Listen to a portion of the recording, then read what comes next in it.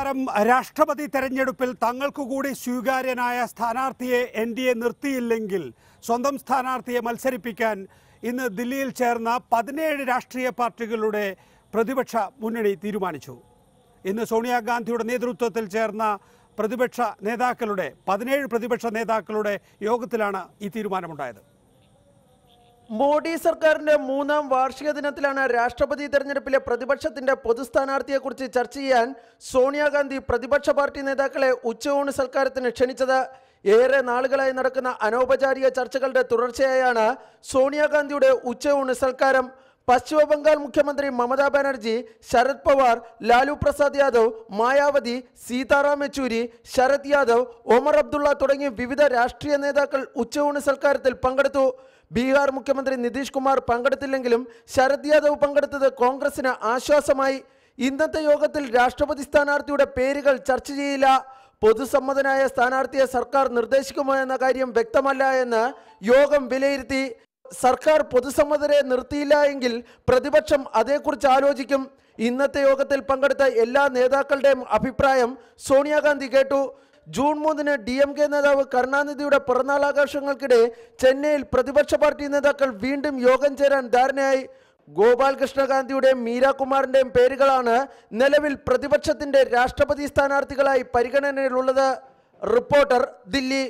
Doctor Varghese George, PS Sreedharan Pillai, KV Thomas, A Vijayaraghavan തുടങ്ങിയവരാണ് നമ്മോടൊപ്പം ചർച്ചയിൽ പങ്കെടുക്കുന്നത്. ആദ്യം ഡോക്ടർ വർഗീസ് ജോർജ്, ഏറ്റവും പ്രധാനപ്പെട്ട കാര്യം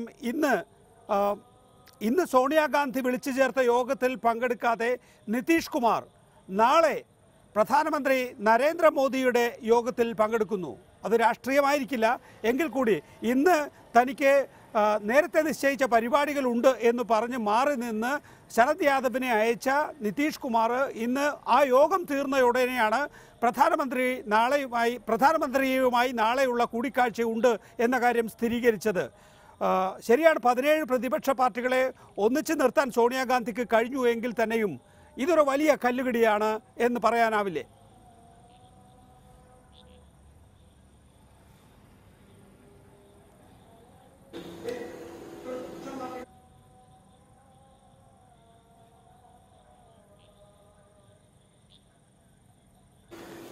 ഇല്ല നികേഷ്, അതിൽ അസ്വാഭാവികമായിട്ടൊന്നും ഇല്ല. കാരണം ഇന്ന് മിസസ് സോണിയാഗാന്ധി വിളിച്ച യോഗത്തിൽ പാർലമെൻ്ററി പാർട്ടിയുടെ അധ്യക്ഷൻ ശരത് യാദവ് പങ്കെടുത്തിരുന്നു. ഇവിടെ 2 ആഴ്ച മുമ്പ് ശ്രീ നിതീഷ് കുമാർ കേരളത്തിൽ വന്നപ്പോൾ ഞങ്ങളോട് പറഞ്ഞിരുന്നു പ്രതിപക്ഷ പാർട്ടികളുമായിട്ടൊക്കെ ആശയവിനിമയം തുടങ്ങിയെന്ന് പറഞ്ഞിരുന്നു. കഴിഞ്ഞ 2 ആഴ്ച മുമ്പ് ഭരണങ്ങാനത്ത് വന്നപ്പോൾ രാവിലെ മിസസ് സോണിയാഗാന്ധിയെ കണ്ടിട്ടാണ് കോട്ടയത്ത് വന്നത്. കഴിഞ്ഞ 2 ആഴ്ചയ്ക്കുള്ളിൽ ശ്രീ സീതാറാം യെച്ചൂരിയെ കണ്ടിരുന്നു, നവീൻ പട്നായിക്കിനെയും കണ്ടിരുന്നു. അതുകൊണ്ട് ഒരു പശ്ചാത്തലം അദ്ദേഹം ഒരുക്കിയിട്ടുണ്ട്. ഇന്ന് ശരത് യാദവിനെ നിയോഗിക്കുകയും ചെയ്തു. നാളെ നടക്കുന്നത് യോഗമൊന്നുമല്ല, നാളെ മൊറീഷ്യസിൻ്റെ പ്രധാനമന്ത്രി വരികയാണ്. ഇപ്പം തമിഴ്നാട്ടിൽ നിന്ന് ശ്രീലങ്കയിലേക്ക് തമിഴർ പോയതുപോലെ മൊറീഷ്യസിലേക്ക് ഏറ്റവും കൂടുതൽ തൊഴിലാളികൾ കൊളോണിയൽ കാലഘട്ടത്തിൽ പോയത് ബീഹാറിൽ നിന്നാണ്. അതുകൊണ്ട് ബീഹാറിൻ്റെ മുഖ്യമന്ത്രിയെ മൊറീഷ്യസിൻ്റെ പ്രധാനമന്ത്രി വരുമ്പോൾ ഒരു അതിഥിയായി വിളിച്ചു എന്ന് മാത്രമേ ഉള്ളൂ. ശക്തമായ രീതിയിലുള്ള ഒരു പ്രതിപക്ഷ ഐക്യത്തിന് ജനതാദൾ യുണൈറ്റഡ് കൂടെ ഉണ്ട്. ഡോക്ടർ വർഗീസ് ജോർജ്, ജനതാദൾ യുണൈറ്റഡിലെ ഒരു വിഭാഗം തീർച്ചയായും ശക്തമായിട്ടുള്ള പ്രതിപക്ഷ ഐക്യം വേണം എന്ന ആശയക്കാരായിരിക്കും. പക്ഷെ സമീപകാലത്ത് നിതീഷ് കുമാർ BJPയോടൊരു ചായ്വ് കാണിക്കുന്നു എന്നുള്ള തോന്നൽ ജനതാദൾ യുണൈറ്റഡിന് തന്നെ ഇല്ലേ? അപ്പോൾ ഉദാഹരണത്തിന് 20 വർഷക്കാലത്തെ BJP ബന്ധം ഉപേക്ഷിച്ച് വന്നത് നരേന്ദ്രമോദി പ്രധാനമന്ത്രിയാകുന്നു എന്ന ഒറ്റ കാരണത്താലാണ്.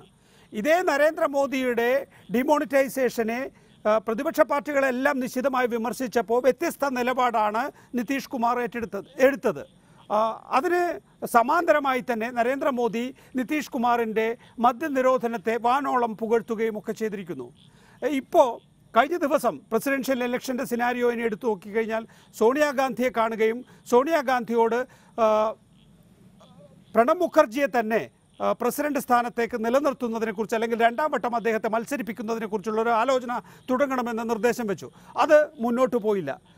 ലാലു പ്രസാദ് യാദവിന് അക്കാര്യത്തിൽ വിയോജിപ്പുണ്ട് എന്ന തോന്നൽ സമീപകാലത്ത് അദ്ദേഹത്തിൻ്റെ വാക്കുകളിൽ നിന്നുണ്ടായിരുന്നു.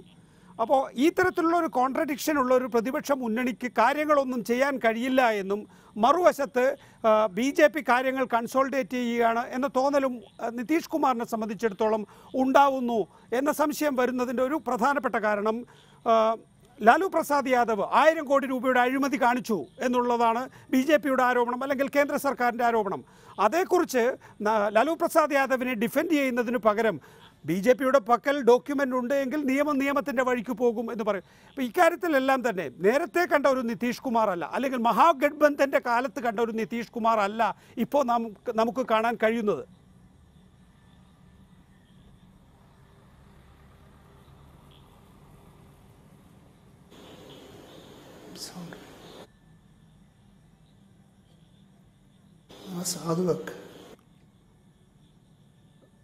ശരിയല്ല. കാരണം ഇപ്പോൾ നടക്കുന്ന പ്രധാനമായിട്ടുള്ള ചർച്ചകൾ പ്രസിഡന്റ് സ്ഥാനാർത്ഥിയുടെ ഒരു നാമനിർദ്ദേശത്തെക്കുറിച്ചാണ് ഇപ്പോൾ നടക്കുന്ന ചർച്ചകൾ. അത് ഭാവിയിൽ ഒരു പ്രതിപക്ഷ ഐക്യത്തിന് വഴിതെളിക്കും എന്നുള്ള ഒരു ധാരണയാണ് ഞങ്ങൾക്കുള്ളത്. കഴിഞ്ഞ ഒക്ടോബറിൽ പാർട്ടിയുടെ നാഷണൽ കൗൺസിൽ പാറ്റ്നയിൽ ചേർന്നപ്പോഴും ഞങ്ങൾ അദ്ദേഹത്തിൻ്റെ നേതൃത്വത്തിൽ പാസ്സാക്കിയ പ്രമേയത്തിൽ ഞങ്ങൾ പറഞ്ഞത് ഇന്ത്യയിലെ ജനാധിപത്യ മതേതര ശക്തികളുടെ ഒരു ഐക്യത്തിന് ജനതാദൾ യുണൈറ്റഡ് നേതൃത്വം കൊടുക്കണം എന്ന് തന്നെയാണ്. അതിൻ്റെ അടിസ്ഥാനത്തിലാണ് പിന്നീട് പാർലമെൻറ്റിൽ ശരത് യാദവിൻ്റെ നേതൃത്വത്തിൽ ശക്തമായൊരു പ്രതിരോധം ഡീമോണിറ്റൈസേഷനെതിരെ നമ്മൾ കെട്ടിപ്പടുത്തത്. ഇപ്പോൾ ശ്രീ നിതീഷ് കുമാർ ഇന്നത്തെ യോഗത്തിൽ സംബന്ധിച്ചില്ല എന്ന് മാത്രമേ ഉള്ളൂ. അത് തീർച്ചയായിട്ടും നമ്മുടെ പ്രതിപക്ഷ ഐക്യത്തിനൊരു വിഘാതമല്ല. പാർട്ടിയുടെ എല്ലാ ഘടകങ്ങളും. കെ വി തോമസ്, കോൺഗ്രസ് നേതാവ് നമ്മോടൊപ്പം. ശ്രീ കെ വി തോമസ്, ഈ രാജ്യത്തിൻ്റെ ചരിത്രത്തിൽ ആദ്യമായി ഒരു RSSകാരൻ 3 തവണ RSSനെ രാഷ്ട്രം നിരോധിച്ചിട്ടുണ്ട്. 2017 നാം കാണാൻ പോകുന്നത് ഒരു RSSകാരൻ രാഷ്ട്രപതി ഭവനിലെത്താൻ പോകുന്നതല്ലേ? അതിന് ഒരു പ്രതിപക്ഷത്തെ സൃഷ്ടിക്കുക, അല്ലെങ്കിൽ ഒരു സംയുക്ത പ്രതിപക്ഷ നേതൃത്വം അതിനെ എതിർക്കുന്നു എന്ന തോന്നലുണ്ടാക്കുക എന്നത് മാത്രമല്ലേ ഇന്നത്തെ സോണിയാഗാന്ധി വിളിച്ചു ചേർത്ത യോഗത്തിന് ചെയ്യാൻ കഴിയുകയുള്ളൂ? നരേന്ദ്രമോദിയുടെ നേതൃത്വത്തിൽ 3 വർഷക്കാലം ഈ മഹാരാജ്യം ഭരിച്ചു കഴിയുമ്പോൾ എല്ലാവർക്കും അറിയാം, ജനാധിപത്യ മതേതരത്വ ശക്തികൾ ഒന്നിച്ച് ഒറ്റക്കെട്ടായി മുന്നോട്ട് നീങ്ങണം. ഇതിന് നേതൃത്വം കൊടുക്കാൻ കഴിയുന്നൊരു പാർട്ടിയാണ് കോൺഗ്രസ്. അതോടൊപ്പം ഇടതുപക്ഷ പ്രസ്ഥാനങ്ങളും സോഷ്യലിസ്റ്റ് ജനാധിപത്യ പ്രസ്ഥാനങ്ങളും എല്ലാം ഒന്നിച്ചു ചേർന്ന് മുന്നോട്ട് പോയാൽ മാത്രമേ നമ്മുടെ രാജ്യത്ത് കഴിഞ്ഞ 3 വർഷക്കാലം കൊണ്ട് തന്നെ ഈ BJPയും നരേന്ദ്രമോദിയും ഉണ്ടാക്കിയിട്ടുള്ള വർഗീയതയ്ക്കെതിരായി മുന്നോട്ട് പോകാൻ കഴിയും. അതിനുള്ള സാഹചര്യമായിട്ടാണ് ഇപ്പോഴത്തെ പ്രസിഡന്റ് തിരഞ്ഞെടുപ്പും വൈസ് പ്രസിഡന്റ് തിരഞ്ഞെടുപ്പും കാണുന്നത്. എല്ലാവരും ഒന്നിച്ച് BJP എതിര രാഷ്ട്രീയ പാർട്ടികൾ ഒന്നിച്ച് ഒറ്റക്കെട്ടായി മുന്നോട്ട് പോകാനുള്ള ഒരു വലിയ സംരംഭമാണ് ഇന്ന് കാണുന്നത്.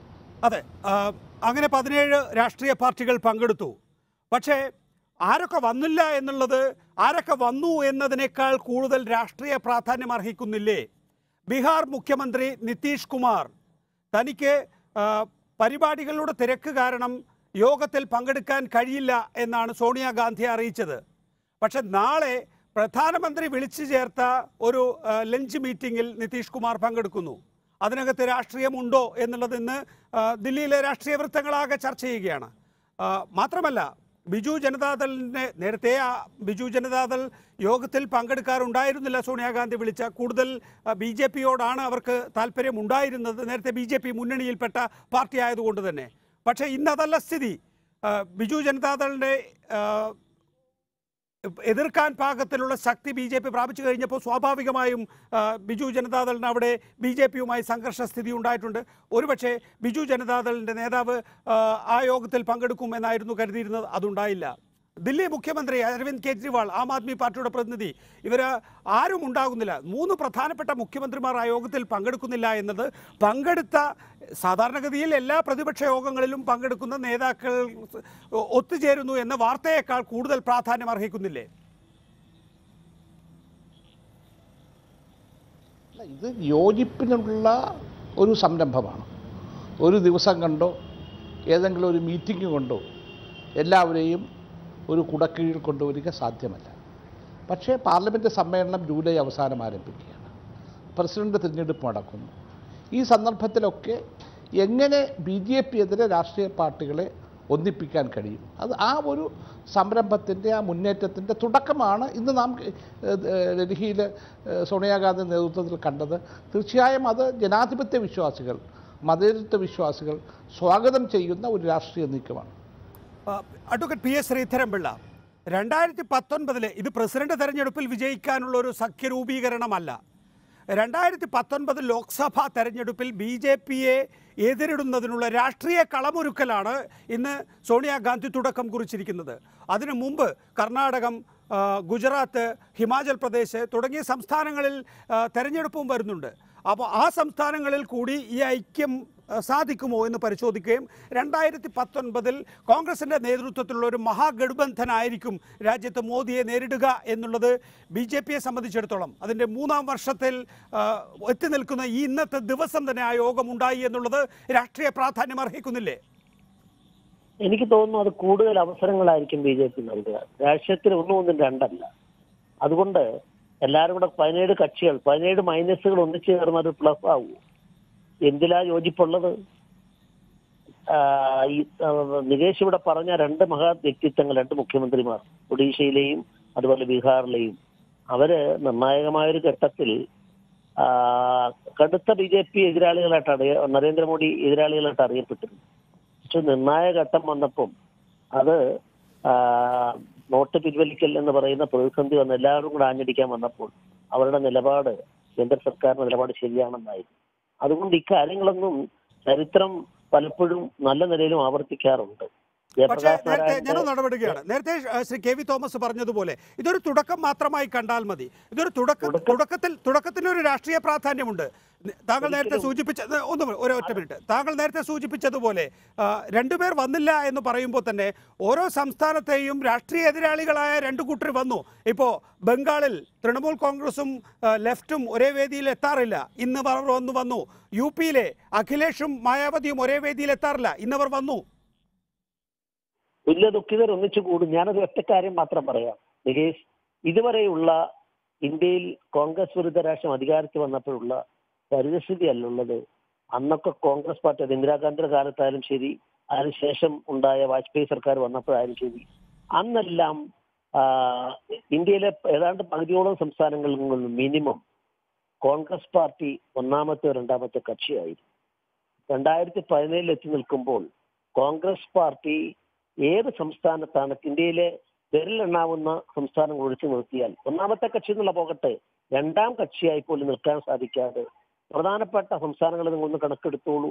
ഉത്തർപ്രദേശ് ആയാലും ബീഹാർ ആയാലും ബംഗാളായാലും തമിഴ്നാടായാലും എന്തിന് ആന്ധ്രാപ്രദേശിൽ പോലും അവര് 4-ാം സ്ഥാനത്തോ 3-ാം സ്ഥാനത്തോ ആയിട്ട് ദയനീയമായിട്ടുള്ള നിലയിലേക്ക് വലിയ തകർച്ച കോൺഗ്രസിനെ സംബന്ധിച്ചിടത്തോളം ഉണ്ടായിട്ടുണ്ട്. അക്കാര്യത്തിൽ തർക്കമില്ല.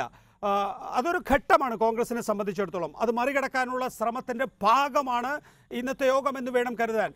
ശ്രീ KV തോമസ്, നരേന്ദ്രമോദിയെ സംബന്ധിച്ചിടത്തോളം നമ്മളിപ്പോൾ പ്രസിഡന്റ് തെരഞ്ഞെടുപ്പിനെ കുറിച്ചാണല്ലോ ചർച്ച ചെയ്യുന്നത്. 51% വോട്ടുകൾ ഇതിനകം തന്നെ നരേന്ദ്രമോദി സ്വന്തമാക്കിയിട്ടുണ്ട്. 51% വോട്ടുകൾ. മുൻപ് അടൽ ബിഹാരി വാജ്പേയി ഭരിച്ച സമയത്ത് പ്രതിപക്ഷവുമായുള്ള കൂടിയാലോചനകൾ അടൽ ബിഹാരി വാജ്പേയിക്ക് ആവശ്യമായിരുന്നു. അങ്ങനെയാണ് അബ്ദുൽ കലാമിനെ പോലുള്ള പൊതു സ്ഥാനാർത്ഥികൾ ഉണ്ടായത്. ഇന്ന് അങ്ങനെ ഒരു സാഹചര്യമില്ല. അണ്ണാ DMKയുടെ പിന്തുണ, അതുപോലെ തന്നെ YSR കോൺഗ്രസിൻ്റെ പിന്തുണ നരേന്ദ്രമോദിക്ക് ഇതിനകം ലഭിച്ചു കഴിഞ്ഞു എന്നതുകൊണ്ട് തന്നെയാണ് ഞാൻ നേരത്തെ സൂചിപ്പിച്ച വിഷയത്തിലേക്ക് തിരികെ വരികയാണ്. ഒരു RSS ഇന്ന് കേൾക്കുന്ന മാധ്യമങ്ങളിൽ കാണുന്ന പേരുകളൊന്നും ആയിരിക്കില്ല.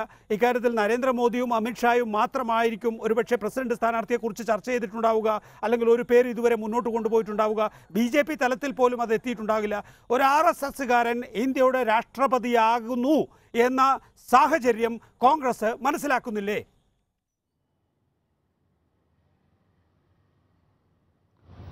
ഇന്ത്യയുടെ രാഷ്ട്രീയ ചരിത്രത്തിൽ വർഗീയതയ്ക്ക് കൂടുതൽ ശക്തി ലഭിച്ചുകൊണ്ടിരിക്കുന്ന ഒരു കാലഘട്ടമാണ് ഈ 3 വർഷക്കാലം. ഇതിനു മുമ്പ് വാജ്പേയി ഭരിച്ചിട്ടുണ്ട്.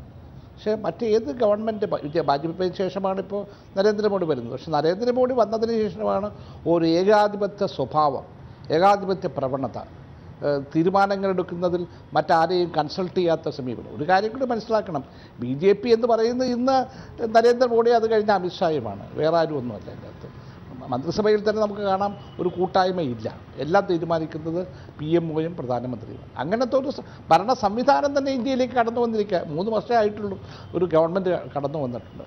കോൺഗ്രസ് 60 വർഷക്കാലം ഈ രാജ്യം ഭരിച്ചപ്പോഴും ജനാധിപത്യ മൂല്യങ്ങളെ മുറുകെ പിടിച്ചിട്ടുണ്ട്, ഏകാധിപത്യ പ്രവണത കൊണ്ടുവന്നിട്ടില്ല, മതേതരത്വ മൂല്യങ്ങളെ മുറുകെ പിടിച്ചിട്ടുണ്ട്. അങ്ങനെ ഒരു പശ്ചാത്തലത്തിലാണ് ഈ 3 വർഷത്തിനുള്ളിൽ ഇത്രമാത്രം ഏകാധിപത്യ സ്വഭാവം, ഇത്രമാത്രം വർഗീയത, ഇത്രമാത്രം ഒരു വ്യക്തി മാത്രം തീരുമാനം എടുക്കുന്ന രാഷ്ട്രീയ സാഹചര്യം, അതിനെതിരായി ചെറുത്ത് നിൽക്കുന്ന ഒരു സന്ദർഭം വന്നിരിക്കുന്നു.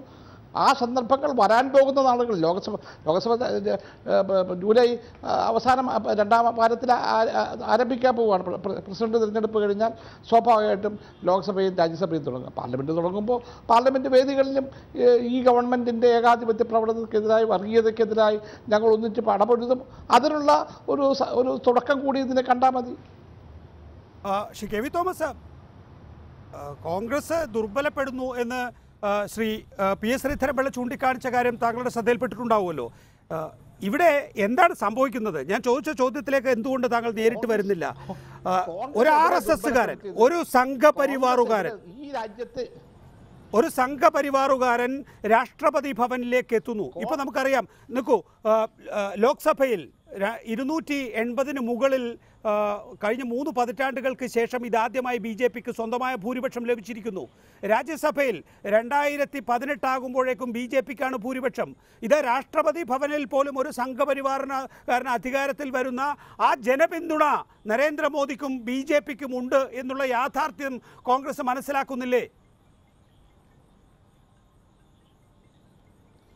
നമ്മൾ ചില രാഷ്ട്രീയ യാഥാർത്ഥ്യങ്ങൾ മനസ്സിലാക്കണം. ഇപ്പോൾ കഴിഞ്ഞ 5 സംസ്ഥാനങ്ങളിൽ തിരഞ്ഞെടുപ്പ് നടന്നു. 5 സംസ്ഥാനങ്ങളിൽ 3 സംസ്ഥാനങ്ങളിൽ കോൺഗ്രസിന് ഭൂരിപക്ഷമുണ്ടായി. ഗോവയിലും മണിപ്പൂരും സർക്കാരിൻ്റെ മെഷീനറി മുഴുവൻ ഉപയോഗിച്ച് രാത്രിയാണ് ഭരണം പിടിച്ചെടുത്തത്. ഇങ്ങനെയുള്ള പ്രവണതകളെയാണ് നമ്മൾ എതിർക്കേണ്ടത്. ഈ ഗവൺമെൻറ് വന്നതിന് ശേഷം ഇപ്പോൾ ബീഫിനെക്കുറിച്ച് രാജ്യവ്യാപകമായി നടക്കുന്നത് എന്താ? ഈ രാജ്യത്ത് ആരെന്ത് ഭക്ഷിക്കണമെന്ന് തീരുമാനിക്കുന്ന ഗവൺമെൻറ്റാണ്. അപ്പോൾ ഇവിടെ ഇതെല്ലാം ഒത്തിരി വർഗീയത കടന്നു വന്നിട്ട് ഈ രാജ്യത്തെ പിളർക്കരുത്. ഒരു കാര്യം മനസ്സിലാക്കേണ്ടത്, ന്യൂനപക്ഷ സമുദായങ്ങളും സമൂഹങ്ങളും ഉള്ളൊരു രാജ്യമാണ്. അവരെയൊക്കെ ഒന്നിച്ചു കൊണ്ടുനടക്കാൻ കഴിയാത്ത വിധത്തിൽ വർഗീയ പ്രവണതകളുണ്ട് വളർത്തിയെടുത്ത് അധികാരത്തിൽ കടന്നു വരാൻ കഴിഞ്ഞിട്ടുണ്ടാകും. പക്ഷേ ഇതൊന്നും ശാശ്വതമായ രാഷ്ട്രീയ ഫോർമുലയല്ല. ശ്രീ PS ശ്രീധരൻപിള്ള, എന്തും ചെയ്യാൻ കഴിയുന്ന ഓരോ ഭൂരിപക്ഷമായിട്ട്, അല്ലെങ്കിൽ തങ്ങൾക്ക് എന്തും ചെയ്യാം എന്ന നിലയിലേക്ക് BJPയെ ഈ തെരഞ്ഞെടുപ്പ് രാഷ്ട്രീയത്തിലെ വിജയം കൊണ്ടുചെന്ന് എത്തിച്ചിട്ടുണ്ടോ? ഇന്നിപ്പോൾ കന്നുകാലികളെ അറക്കാൻ കൊടുക്കാൻ പാടില്ല എന്നുള്ള തീരുമാനം പോലും വന്നിരിക്കുന്നത് ഒരുപക്ഷെ BJPയുടെ തങ്ങൾക്ക് ലഭിച്ച ജനപിന്തുണ, ഞങ്ങൾക്ക് ലഭിച്ച വോട്ട്, ആ നിലയിൽ തങ്ങൾക്ക് എന്തും ചെയ്യാനുള്ള അധികാരമാണ് എന്ന് തെറ്റിദ്ധരിച്ചത് കൊണ്ടായിരിക്കും. ഒരിക്കലുമല്ല. അക്കാര്യത്തിൽ എന്താണ് അതിന്റെ വിശദാംശങ്ങൾ എനിക്കറിയില്ല.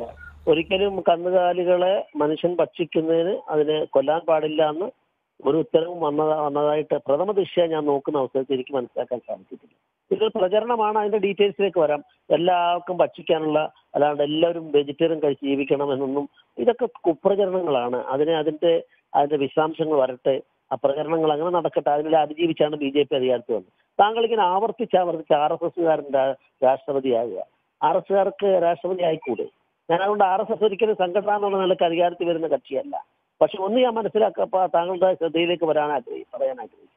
2 തവണ ഇന്ത്യൻ പ്രധാനമന്ത്രിമാരായി തീർന്ന ഇപ്പോഴത്തെ പ്രധാനമന്ത്രി ഉൾപ്പെടെയുള്ളവര് RSSന്റെ പ്രചാരകന്മാരായിരുന്നു. പ്രചാരകന്മാരെന്ന് പറഞ്ഞാൽ കുടുംബജീവിതം പോലും വേണ്ടെന്ന് വെച്ച് അതിന്റെ മുഴുവൻ സമയ പ്രവർത്തകരാകുന്ന സന്യാസി പോലെ ഡെഡിക്കേറ്റ് ആൾക്കാരെയാണ് അങ്ങനെ പറയുക. അതുകൊണ്ട് ആ പ്രധാനമന്ത്രിയായി, ഉപപ്രധാനമന്ത്രിയായി, ഉപരാഷ്ട്രപതിയായി ഈ ചരിത്രം എല്ലാം നമ്മുടെ മുമ്പിലുള്ളപ്പം എന്തിനിങ്ങനെ ഈ RSSനെ ഇതിലേക്ക് വലിച്ചഴക്കുന്നു? RSSകാരൻ ഇപ്പം ഞങ്ങൾ ഈ BJPയിലുള്ള ബഹുഭൂരിപക്ഷം നേതാക്കന്മാരും RSS പശ്ചാത്തലമുള്ള RSSകാരാണ്. അതുകൊണ്ട് അതിങ്ങനെ പറഞ്ഞ് ഇതാക്കട്ടെ. പിന്നെ രണ്ടാമത്, എപ്പോഴാ ഇന്ത്യയിലെ പ്രതിപക്ഷം പ്രധാനമന്ത്രിയോട് നമുക്ക് ഒരു പൊതു സ്ഥാനാർത്ഥി വേണമെന്നൊരു ആവശ്യം ഉന്നയിച്ചത്? എല്ലാത്തിനെയും എതിർക്കുക, അന്ധമായി എതിർക്കുക എന്നുള്ളതാണ്. നടപടിയാണ്. അക്കാര്യത്തിൽ ഒരു കീഴ്വഴക്കമുണ്ട് അഡ്വക്കേറ്റ് PS ശ്രീധരൻപിള്ള. രാഷ്ട്രപതി സ്ഥാനാർത്ഥിയെ ആദ്യം നിർദ്ദേശിക്കുക ഭരണമുന്നണിയാണ്. ഞാൻ പറയട്ടെ നികേഷ് എല്ലാം പഠിക്കുന്ന ആളാണ്. ഞാൻ നികേഷെ കുറ്റപ്പെടുത്തുകയല്ല. താങ്കൾ പറഞ്ഞ പോലെ വാജ്പേയിയുടെ കാലത്തും കോൺഗ്രസ് പാർട്ടിയും BJPയും മാത്രം ആണ് അബ്ദുൽ കലാമിനെ അന്ന് പിന്താങ്ങിയിട്ടുള്ളത്. കമ്മ്യൂണിസ്റ്റ് പാർട്ടി അന്ന് നഖശികാന്തം എതിർത്തുകൊണ്ട് അവർക്ക് നേരിട്ട് അദ്ദേഹത്തിന് ഒരു ആരോപണം പോലും ഉന്നയിച്ചുകൊണ്ട് വന്ന ആളുകളാണ് കേരളത്തിലെ ഉൾപ്പെടെയുള്ള കമ്മ്യൂണിസ്റ്റുകാരെന്ന് ഞാൻ താങ്കളെ ഓർമ്മപ്പെടുത്താൻ ആഗ്രഹിക്കുകയാണ്. അതുകൊണ്ട് ഇക്കാര്യത്തിൽ തീർച്ചയായിട്ടും ഒരു തീരുമാനമെടുക്കും പാർട്ടി. ആ തീരുമാനത്തിൽ അനുകൂലമായ സാഹചര്യങ്ങൾ ഉണ്ടാകുന്നു. ഒരു ഇടുങ്ങിയ ചിന്താഗതിയുമില്ല. പക്ഷെ ഒരു കാര്യം വളരെ വ്യക്തമാണ്. നിതീഷ് കുമാറിനെ പറ്റി ഏത് ചർച്ചയിൽ ഇന്ന് വരെ അത് നഖശികാന്തം BJP എതിർത്തപ്പോഴും നിതീഷ് കുമാർ സത്യസന്ധതയുടെ പ്രതീകമായി JP മൂവ്മെന്റ് ഇത് രണ്ടുപേരും ഉയർന്നു വന്നതിൽ സത്യസന്ധതയുടെ പ്രതീകമായ ആള് നിതീഷ് കുമാറും അഴിമതി വിരുദ്ധ പ്രക്ഷോഭത്തിലൂടെ വന്ന ആൾ, അഴിമതിയുടെ രാജാവായി കൂത്തരങ്ങായി മാറിയ, അതിന്റെ അപ്പോസ്തലനായി മാറിയ ലാലു പ്രസാദുമുണ്ട്. ആ ലാലു പ്രസാദിനെയാണ് ഇപ്പൊ നികേഷൊക്കെ സംസാരിക്കുമ്പോൾ ലാലു പ്രസാദിനെയാണ് ഉയർത്തിക്കാട്ടുന്നത്. പക്ഷെ ഒന്ന് ഞാൻ പറയാൻ ആഗ്രഹിക്കുന്നു, ലാലു പ്രസാദ് ബീഹാർ രാഷ്ട്രീയത്തിൽ വന്നപ്പോഴാണ് ബീഹാറിലെ പ്രധാന പ്രതിപക്ഷമായിരുന്ന കമ്മ്യൂണിസ്റ്റ് പാർട്ടിക്ക് ഇന്ന് ഒരു സീറ്റ് പോലും ഒറ്റയ്ക്ക് ജയിക്കാൻ സാധിക്കാത്ത ഒരു സ്ഥിതിവിശേഷം ഉണ്ടായത് BJP അല്ല. അതുകൊണ്ട് ഇത്തരം കാര്യങ്ങള് പിതൃഹത്യയാണ് ഇതുവഴി ഉണ്ടാവുക എന്ന് പല പാർട്ടികളെയും പ്രതിപക്ഷങ്ങളെയും. ഡോക്ടർ വർഗീസ് ജോർജിന് അക്കാര്യത്തിൽ അഭിപ്രായം പറയാനുണ്ടാകുമെന്ന് കരുതുന്നു. ഞാൻ വരാം ഡോക്ടർ വർഗീസ് ജോർജ്. പക്ഷേ ശ്രീ PS ശ്രീധരൻപിള്ള, താങ്കൾ പറഞ്ഞതിൻ്റെ ആദ്യഘട്ടം നേരത്തെ ശ്രീ KV തോമസ് ചൂണ്ടിക്കാണിച്ചല്ലോ. പ്രതിപക്ഷവുമായി ഒരു കൂടിയാലോചനയുമില്ല, ഭരണഘടനാ തത്വങ്ങളൊക്കെ തന്നെയും അട്ടിമറിക്കുന്നു. ഒന്ന്, ഇന്ത്യയിലൊരു പ്രതിപക്ഷ നേതാവ് ഉണ്ടാകേണ്ടിയിരുന്നു. പക്ഷേ ആ പ്രതിപക്ഷ നേതൃ പദവി പോലും നൽകാതെ സ്വാഭാവികമായും ഭരണഘടനാപരമായി ഉണ്ടാകേണ്ട അംഗസംഖ്യ കോൺഗ്രസിന് ഉണ്ടായിട്ടുണ്ടാകില്ല. അതുകൊണ്ട് പ്രതിപക്ഷ നേതാവ് പദവി ഒരാൾക്ക് നൽകിയില്ല എന്ന മറുവാദം ഞാൻ അംഗീകരിക്കുന്നു. പക്ഷേ എങ്കിൽ പോലും പുതിയ സാഹചര്യം അതല്ല. നമുക്കറിയാം, ലോകായുക്ത അടക്കമുള്ള കാര്യങ്ങൾ പ്രവർത്തിക്കണമെങ്കിൽ അങ്ങനെ ഒരു പദവി ആവശ്യമായിരുന്നു. ഇനി അഥവാ അങ്ങനെ ഒരു പദവി നൽകുന്നില്ല എങ്കിൽ പോലും ഈ ലോകായുക്ത പോലുള്ള പദവികൾക്ക് ഏറ്റവും പ്രധാനപ്പെട്ട കക്ഷിയുടെ നേതാവിന് അത്തരം കാര്യങ്ങളിൽ അഭിപ്രായം പറയാനുള്ള അനുമതി നിങ്ങൾ കൊടുത്തുമില്ല. രണ്ടാമത്തേത് ഈ പ്രസിഡന്റ് തെരഞ്ഞെടുപ്പ് തന്നെ. പ്രസിഡന്റ് തെരഞ്ഞെടുപ്പിൻ്റെ കാലത്ത് AB വാജ്പേയി പ്രതിപക്ഷ നേതാക്കളെ വിളിച്ച് നിങ്ങൾക്ക് ഞങ്ങളുടെ ഈ സ്ഥാനാർത്ഥിയെ അംഗീകരിക്കാൻ കഴിയുമോ എന്നുള്ള കൂടിയാലോചനകൾ നടത്തുകയും ആ കൂടിയാലോചനകളിൽ നിന്ന് ഒരു സ്ഥാനാർത്ഥി ഉയർന്നു വരികയും അത് കോൺഗ്രസിൻ്റെയും പ്രധാന പ്രതിപക്ഷമായ കോൺഗ്രസിൻ്റെയും BJPയുടെയും സ്ഥാനാർത്ഥിയുമായി വരികയും താങ്കൾ നേരത്തെ സൂചിപ്പിച്ചതുപോലെ ഇടതുപക്ഷം അതിനെ അംഗീകരിച്ചിട്ടൊക്കെ ഉണ്ടാവില്ല. പക്ഷേ എങ്കിൽ പോലും ഒരു സമവായം അക്കാര്യത്തിലുണ്ടായിരുന്നു. KV തോമസ് ചൂണ്ടിക്കാണിച്ചത് ഈ നിലയിലുള്ള ജനാധിപത്യ മര്യാദ കാണിക്കാൻ നരേന്ദ്രമോദി, അമിത്ഷാ കൂട്ടുകെട്ട് തയ്യാറാകുന്നില്ല എന്നതാണ്. നോട്ടിഫിക്കേഷൻ പോലും വരുന്നതിന് മുമ്പ് അതിനെ സംബന്ധിച്ച ചർച്ച ചെയ്തക്കോണം മണ്ടന്മാരല്ല ഇന്നത്തെ ഇന്ത്യ ഭരിക്കുന്നതെന്നൊന്നും മനസ്സിലാക്കിയാൽ നന്നായിരിക്കും. രണ്ടാമത്, വാജ്പേയി എപ്പോഴാണ് ചർച്ച ചെയ്യുന്നുള്ള താങ്കൾ ഒന്നുകൂടെ നോക്കിക്കോളൂ. അതിൻ്റെതായിട്ടുള്ള ഇലക്ഷൻ സ്റ്റേജ് വന്നപ്പോൾ അത് ചിന്തിച്ചു, അതിന് ശ്രമിച്ചിട്ടുണ്ട്. ആ ഒരു സമവായ അന്തരീക്ഷത്തിൽ ഒരിക്കലും BJP അതിനെ തള്ളി പറഞ്ഞിട്ടുമില്ല. ഇത് താങ്കൾ ഈ പറഞ്ഞു വരുന്ന കാര്യങ്ങളെ സംബന്ധിച്ചിടത്തോളം ഞാൻ ചോദിക്കട്ടെ, എവിടെയാണ് ഏകാധിപത്യ പ്രവണത ഈ സർക്കാരിന്റെ ഭാഗത്തുണ്ടായിട്ടുള്ളത്? പ്രതിപക്ഷങ്ങളെ KV തോമസ് സാർ അത് നിഷേധിക്കാൻ എനിക്ക് തോന്നുന്നില്ല.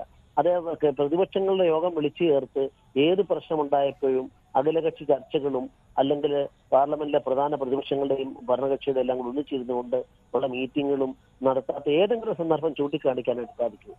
പക്ഷെ അന്ധമായി വെച്ചു പൊറുപ്പിക്കില്ല. ഇതെല്ലാം ഒരു നെഹ്റു കുടുംബത്തിന്റെ മറ്റു അവകാശപ്പെട്ടതാണ് എന്നുള്ള വാദഗതിയുമായിട്ട് പ്രതിപക്ഷമാണ്. ഒറ്റക്കാര്യം കൂടി ഞാൻ പറഞ്ഞോട്ടെ. 77 മന്ത്രിസഭ അധികാരത്തിൽ വരുന്നതിന് മുമ്പ് ഇവിടെ എപ്പോഴെങ്കിലും പ്രതിപക്ഷത്തിന് ഔദ്യോഗികമായ അംഗീകാരം കൊടുത്തതായിട്ട് മഹാനായ ജവഹർലാൽ നെഹ്റു ഉൾപ്പെടെയുള്ള കാലഘട്ടത്തിൽ കൊടുത്തതായിട്ട് ഔദ്യോഗിക പ്രതിപക്ഷമായി കൊടുത്ത വിശാലതയൊന്നും കാട്ടിയിട്ടില്ല. അത് വന്നത് മൊറാർജി ദേശായി മന്ത്രിസഭയിൽ LK അദ്വാനി ആ പ്രൊപ്പോസൽ വെച്ചതിന്റെ അടിസ്ഥാനത്തിലാണ്. അത് കീപ്പപ്പ് ചെയ്യാനായിട്ട് ശ്രമിച്ചിട്ടുണ്ട്. ഇപ്പൊ കോടതി പോലും, സുപ്രീം കോടതി പോലും അല്ലെങ്കിൽ സ്പീക്കർ പോലും അവരുടെ വിവേചനാധികാരം ഉപയോഗിച്ചുകൊണ്ട് ഇത് സാധിക്കില്ല എന്ന് സാങ്കേതികമായി ഭരണഘടന വ്യാഖ്യാനിച്ച് പറഞ്ഞതാണ്. അതിന് മാറി നിൽക്കാൻ ഞങ്ങൾക്ക് സാധിക്കില്ല. പക്ഷെ എല്ലാ സ്റ്റാറ്റസും ഇന്നത്തെ പ്രതിപക്ഷ നേതാവിന് കൊടുക്കേണ്ടിടത്ത് മുഴുവൻ കൊടുത്തിട്ടുണ്ട്. എല്ലാ സർക്കാർ അപ്പോയിന്റ് ചെയ്യേണ്ട പൊതു കമ്മിറ്റികളിലും പ്രതിപക്ഷ നേതാവ് വേണ്ട നാട്ടിൽ ആ പൊസിഷൻ കോൺഗ്രസിന്റെ ആളിന് കൊടുത്തിട്ടുണ്ട്. ശ്രീ KV തോമസ്, കാര്യങ്ങൾ സംസാരിക്കുമ്പോൾ ഒരു മര്യാദ വേണമല്ലോ. എന്തിനാണ് തങ്ങൾക്ക് ജയിപ്പിക്കാൻ കഴിയുന്ന ഒരു സ്ഥാനാർത്ഥിയെ ജയിപ്പിക്കാൻ കഴിയുന്ന വോട്ടുണ്ട് എങ്കിൽ പ്രതിപക്ഷവുമായി ഒരു പ്രസിഡന്റ് സ്ഥാനാർത്ഥിയെ ചർച്ച ചെയ്യേണ്ട കാര്യം? സമീപകാലത്ത് കഴിഞ്ഞ 1-2 പതിറ്റാണ്ടുകളായി ഇങ്ങനെ ഫ്രാക്ചേർഡ് വേർഡിക്റ്റ് ഉണ്ടാകുന്ന കാലഘട്ടത്തിൽ അത്തരത്തിലുള്ള സമവായങ്ങൾ ഉണ്ടായിട്ടുണ്ടാകും. നമ്മളിപ്പോൾ പോകേണ്ടത് 70കളുമായി താരതമ്യം ചെയ്യാനാണ്. അന്ന് ഇന്ദിരാഗാന്ധി പ്രതിപക്ഷ നേതാക്കളുമായി ചർച്ച ചെയ്തിട്ടായിരിക്കുമോ പ്രസിഡന്റ് സ്ഥാനാർത്ഥിയൊക്കെ നിശ്ചയിച്ചിട്ടുണ്ടാവുക? BJPയെ സംബന്ധിച്ചിടത്തോളം തങ്ങൾക്ക് ജയിപ്പിക്കാവുന്ന നിലയിൽ ഇന്നത്തെ വോട്ട് നിലനിൽക്കുന്നു എങ്കിൽ അവരവരുടെ സ്ഥാനാർത്ഥിയെ വിജയിപ്പിക്കും. നിങ്ങൾ നിങ്ങളുടെ സ്ഥാനാർത്ഥിയെ മത്സരിപ്പിച്ച് നോക്കിക്കോളൂ.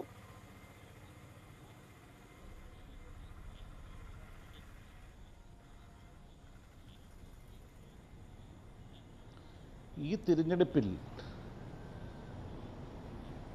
ജനങ്ങൾ മുഴുവൻ ഉറ്റുനോക്കുന്നത് ഇന്ത്യയുടെ ജനാധിപത്യ മൂല്യങ്ങൾ, മതേതരത്വ മൂല്യങ്ങൾ, ഇത് സംരക്ഷിക്കപ്പെടാൻ കഴിയുന്ന ഒരാളാകുമോ ഇന്ത്യയുടെ പ്രസിഡന്റ് എന്നാണ്. ഇത് സ്വാഭാവികമായി ജനങ്ങൾക്കുണ്ടാകുന്ന ഒരു ഉത്കണ്ഠയും ആകാംക്ഷയുമാണ്. അതുകൊണ്ടാണ് ഇപ്പോൾ ഈ ഔദ്യോഗികമായ പ്രസിഡന്റ് ഇലക്ഷൻ പ്രഖ്യാപിച്ചിട്ടില്ലെങ്കിലും നമുക്ക് ചുറ്റും കാണുന്ന ഈ പല വാർത്തകൾ, പല പേരുകൾ, അതെല്ലാം ഏതാണ്ട് RSSൻ്റെ RSSൻ്റെ കാഴ്ചപ്പാടുകളുള്ള, കടുത്ത കാഴ്ചപ്പാടുകളുള്ള ചില വ്യക്തികളെയാണ് കേന്ദ്രീകരിച്ച് വരുമ്പോൾ ഒരു ഭയപ്പാടുണ്ട് ജനങ്ങൾക്ക്. ഇന്ത്യ ഒരു വലിയ രാജ്യമാണ്. BJPക്ക് പ്രസിഡന്റ് ഇലക്ഷൻ 52% വോട്ടുണ്ടാകാം, 2% വ്യത്യാസമുള്ളൂ, അതിനപ്പുറത്തൊന്നുമില്ല. അപ്പോൾ അതുകൊണ്ട് ശതമാനക്കണക്ക് മാത്രമല്ല, ഇന്ത്യ പോലൊരു വലിയ രാജ്യത്ത് എല്ലാവരെയും യോജിപ്പിച്ച് കൊണ്ടുപോകാൻ ഈ ഗവൺമെൻറ് കഴിയുമോ? 3 വർഷമല്ലേ ആയുള്ളൂ. ഇന്ത്യ 60 വർഷക്കാലം കോൺഗ്രസ് ഭരിച്ചപ്പോൾ ഈ ചോദ്യമൊന്നും ആരും ഉന്നയിച്ചിരുന്നില്ലല്ലോ. എത്ര സ്വാതന്ത്ര്യമുണ്ടായിരുന്നു, മാധ്യമങ്ങൾക്കുള്ള സ്വാതന്ത്ര്യം, നമ്മുടെ ജുഡീഷ്യറിക്കുള്ള സ്വാതന്ത്ര്യം, ഇതൊക്കെ ഇത് നിലനിൽക്കുന്നുണ്ടോ? ഒന്നൊന്നായി പ്രധാനമന്ത്രിയുടെ ഹസ്തങ്ങളിലേക്ക് കടന്നു പോകുന്നത് കണ്ടിരുന്നു.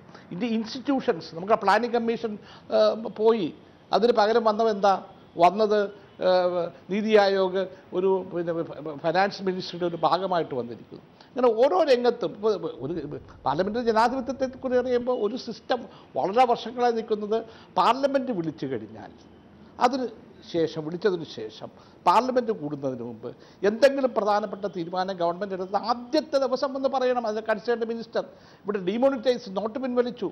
അതെപ്പോഴാണ്? പാർലമെൻറ്റ് വിളിച്ചതിന് ശേഷമാണ്. പ്രധാനമന്ത്രി ആദ്യ ദിവസം വന്നോ? അതാ ഞങ്ങൾ എന്തുകൊണ്ട് പ്രധാനമന്ത്രി ധനകാര്യമന്ത്രി വന്ന് ഇതിനെക്കുറിച്ച് പറയുന്നില്ല? എത്രയോ ആഴ്ചകളാണ് പാർലമെൻറ്റ് സ്തംഭിച്ചത്. അപ്പോൾ ഇത്തരം കാര്യങ്ങളിലൊന്നും ഒരു ജനാധിപത്യ മൂല്യങ്ങൾ ഈ ഗവൺമെൻറ്റിനില്ല.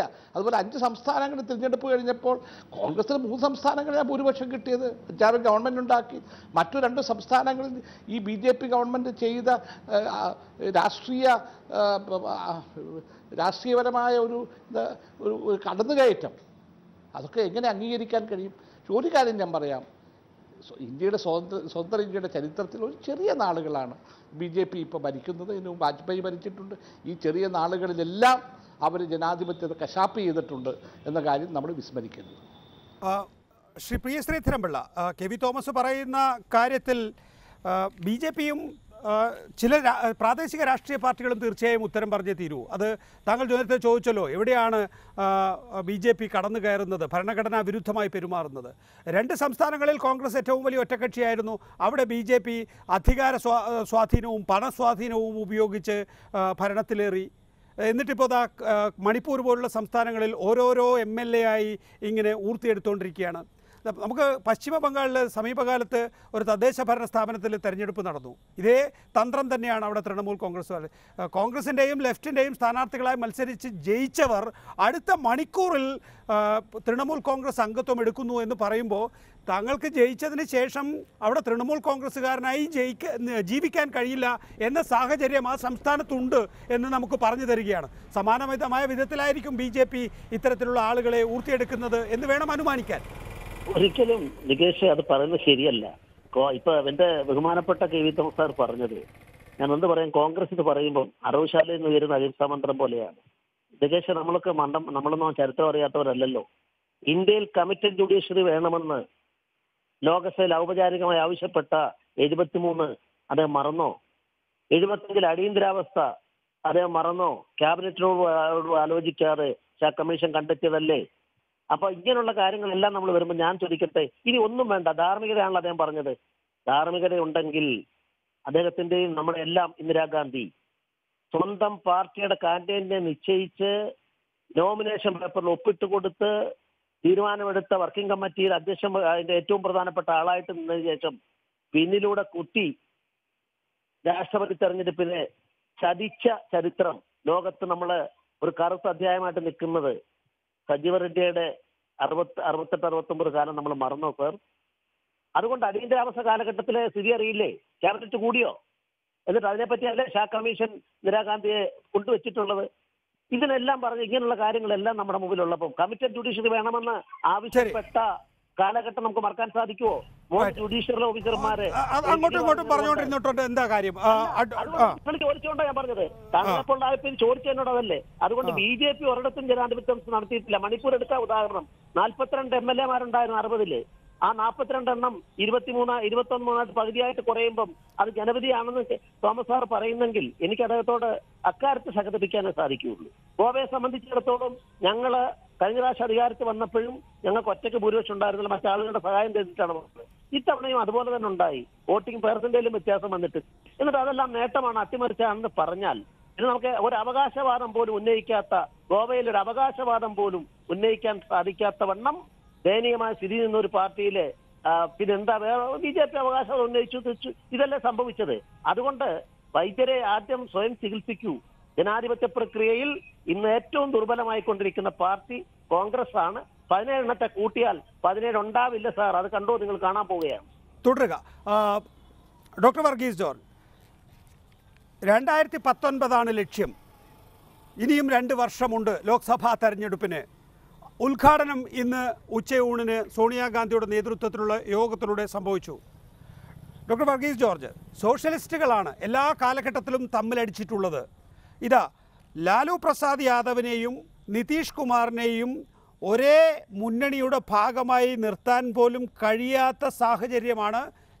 ഇന്നിപ്പോൾ നമ്മൾ മാധ്യമങ്ങളെല്ലാം കാണുന്നവരാണ്. ഇവരുടെ ഓരോ പെരുമാറ്റവും ഓരോ വർത്തമാനവും എല്ലാം തന്നെ തെളിയിക്കുന്നത് ഇതധികകാലം ഇപ്പോൾ തൽക്കാലം BJP എന്നൊരു പൊതുശത്രു ഉള്ളതുകൊണ്ട് കടിച്ചു പിടിച്ച് നിൽക്കുന്നു എന്നതിനപ്പുറത്തേക്ക് ഇത് 2019 വരെ പോകും എന്ന് താങ്കൾക്ക് ഉറപ്പിച്ചു പറയാനാകുമോ?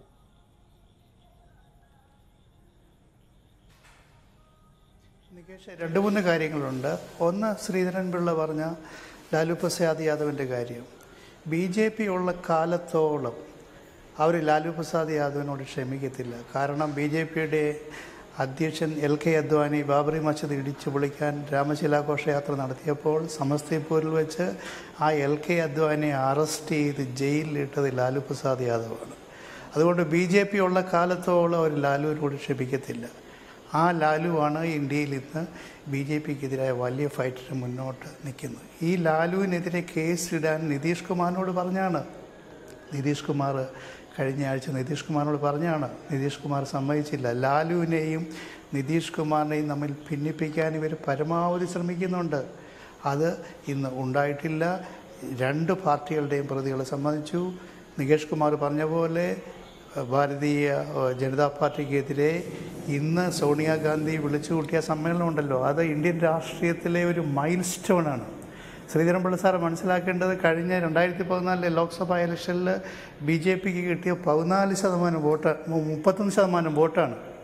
ഇന്നിവിടെ കൂടിയ 17 പാർട്ടികൾ ഒരുമിച്ച് നിന്ന് BJPയെ 2019 നേരിടുകയാണെങ്കിൽ BJP കാറ്റത്ത് കരിയില പോലെ പറന്നുപോകും എന്നുള്ള കാര്യത്തിൽ യാതൊരു സംശയമില്ല. നികേഷ്, ഒരു കാര്യം കൂടെ, നികേഷ് വളരെ പ്രസക്തമായൊരു ചോദ്യം ചോദിച്ചു. രാഷ്ട്രപതി ഭവനിലേക്ക് BJPക്ക് ഭൂരിപക്ഷം കിട്ടിയാൽ ഒരു RSSകാരനായിരിക്കുമെന്നുള്ളത്. എന്താണ് സംശയം? ഏറ്റവും ഒടുവിൽ 5 സംസ്ഥാനങ്ങളിലേക്ക് നടന്ന 3 സംസ്ഥാനങ്ങളിൽ BJP വിജയിച്ചപ്പോൾ 3ഇടത്തും അവർ RSSകാരെയാണ് വെച്ചത്. യോഗി ആദിത്യനാഥ്, ജാർഖണ്ഡിലെ മുഖ്യമന്ത്രി, ഗോവയിലെ മുഖ്യമന്ത്രി. നികേഷ് നോയിക്കോ, 2019 BJP വീണ്ടും അധികാരത്തിൽ വരികയാണെങ്കിൽ നരേന്ദ്രമോദി ആയിരിക്കില്ല പ്രധാനമന്ത്രി, യോഗി ആദിത്യനാഥ് ആയിരിക്കും പ്രധാനമന്ത്രി, ഉത്തർപ്രദേശിൻ്റെ മുഖ്യമന്ത്രി ആയിരിക്കും പ്രധാനമന്ത്രി. അതുകൊണ്ട് ഇന്ന് നികേഷ് ചോദിച്ച പോലെ മിസ്റ്റർ സോണിയാഗാന്ധിയുടെ വീട്ടിൽ കൂടിയ യോഗത്തിൽ ഒരുപക്ഷെ നിതീഷ് കുമാർ പറഞ്ഞോളൂ. അപ്പോൾ കേൾക്കാം. ശ്രീ KV തോമസ്, ഇന്നത്തെ രാഷ്ട്രീയ സാഹചര്യത്തിൽ ഇപ്പോൾ 2019 പോകുമ്പോൾ കോൺഗ്രസ് തീർത്തും ദുർബലമായി വരികയാണ് എന്ന ആ സാഹചര്യം യഥാർത്ഥത്തിൽ നിതീഷ് കുമാറിനെ പോലുള്ള നേതാക്കൾ ഉയർന്നു വരുന്നതിന് കാരണമാകില്ലേ? ഇന്നത്തെ സാഹചര്യത്തിൽ കോൺഗ്രസിന് ഈ പ്രതിപക്ഷ പാർട്ടികൾക്ക് നേതൃത്വം നൽകാനുള്ള ശേഷിയുണ്ടോ?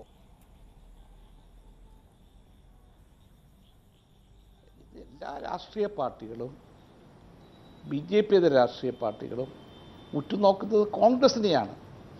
കോൺഗ്രസ് പ്രസിഡന്റ് സോണിയാഗാന്ധിയാണ് ഇന്ന് ഡൽഹിയിൽ ഇന്ന് നടന്ന ഈ BJP എതിരെ രാഷ്ട്രീയ പ്രസ്ഥാനങ്ങളുടെ മീറ്റിങ്ങിൽ അധ്യക്ഷത വഹിച്ചത്. അവരാണ് ഇതിന് മുൻകൈ എടുത്തത്. കോൺഗ്രസിനെ സംബന്ധിച്ചിടത്തോളം കഴിഞ്ഞ കാലഘട്ടങ്ങളിലെ പോലെ അധികാരം ചിലപ്പോൾ സംസ്ഥാനങ്ങളുണ്ടാവില്ല. പക്ഷേ എല്ലാ പ്രദേശങ്ങളിലും എല്ലാ ഗ്രാമങ്ങളിലും ഒരു ത്രിവർണ്ണ പതാക പിടിക്കാൻ കോൺഗ്രസ് പ്രവർത്തകരുണ്ട്. ആ കാര്യം ആരും നിഷേധിച്ചിട്ട് കാര്യമില്ല. BJPയെ സംബന്ധിച്ചിടത്തോളം പല സംസ്ഥാനങ്ങളും അവർ കാണില്ല. RSS ഉണ്ടാവാം. RSSനെ വെച്ചുകൊണ്ടാണ് ഇപ്പോൾ BJPയുടെ പ്രവർത്തനം നടക്കുന്നതെങ്കിലും BJP എന്ന് പറയുന്ന പാർട്ടിക്ക് വേണ്ടി ശബ്ദം ഉയർത്താൻ, മുദ്രാവാക്യം വിളിക്കാൻ എവിടെയാളുള്ളത്? കേരളത്തിലുണ്ട്. എത്ര പേരുണ്ട്? ഇന്ന് 3ാം വാർഷികം പ്രമാണിച്ച് BJP അധ്യക്ഷൻ അമിത്ഷായുടെ വാർത്താ സമ്മേളനത്തിൽ മുഴച്ചു നിന്നത് BJPക്ക് 2014 ഉണ്ടായതിനേക്കാൾ ഭൂരിപക്ഷം 2019 ഉണ്ടാക്കാൻ കഴിയുമെന്നാണ്. അതിന് അമിത്ഷാ ഉയർത്തിക്കാണിച്ച 3 സംസ്ഥാനങ്ങൾ: 1 കേരളം, 2 ഒറീസ, 3 തെലങ്കാന. ഇത്തരം സംസ്ഥാനങ്ങളിൽ വലിയ വളർച്ചയാണ് BJP അനുമാനിക്കുന്നത്. ഒരുപക്ഷെ ഹിന്ദി സംസ്ഥാനങ്ങളിൽ ചില്ലറ സീറ്റുകൾ കുറഞ്ഞാലും ഈ പറയുന്ന സംസ്ഥാനങ്ങളിൽ സ്വാധീനമുണ്ടാക്കി നേരത്തെ ഉണ്ടായിരുന്ന ഭൂരിപക്ഷം കൂട്ടാൻ കഴിയുമെന്നാണ് അമിത്ഷാ പ്രതീക്ഷിക്കുന്നത്.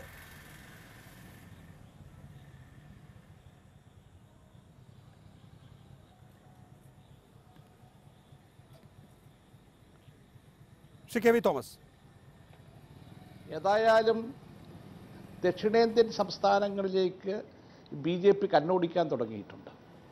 ഒരു കാര്യം എല്ലാവർക്കും അറിയാം, കേരളത്തിൽ 2019 ഒരു സീറ്റും കിട്ടാൻ പോകുന്നില്ല. ഇവിടെ കോൺഗ്രസും CPM തമ്മിൽ പരസ്പരം ഏറ്റുമുട്ടുണ്ട്. രാഷ്ട്രീയപരമായ ഏറ്റുമുട്ടൽ വർഷങ്ങൾ നടക്കുന്നത്.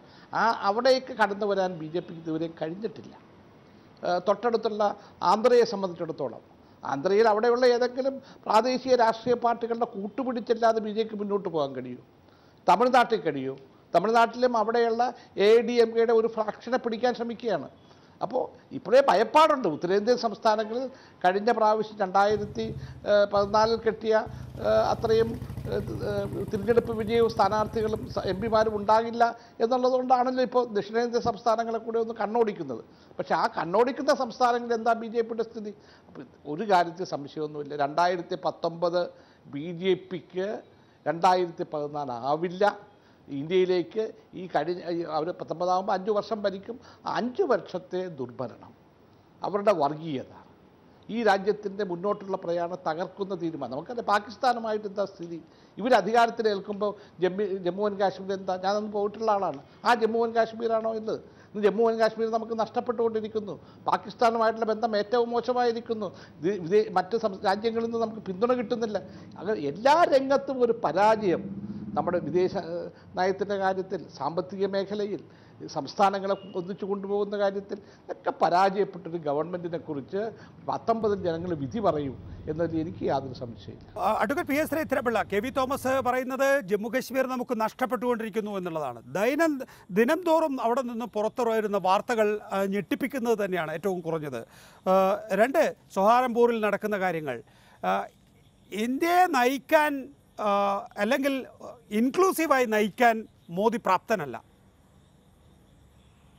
അത് എന്തും പറയാം. അത് അന്ധമായ മോഡി വിരോധം കൂടെ എത്രയോ കാലമായിട്ട് ഇന്ത്യൻ രാജ്യത്ത് കൊണ്ടുപോയ ആൾക്കാരും അതിനെ പിന്താങ്ങുന്നവരും ഒക്കെ നമ്മുടെ രാജ്യത്തുണ്ട്. അവർക്ക് അതിനുള്ള സ്വാതന്ത്ര്യമുണ്ട്.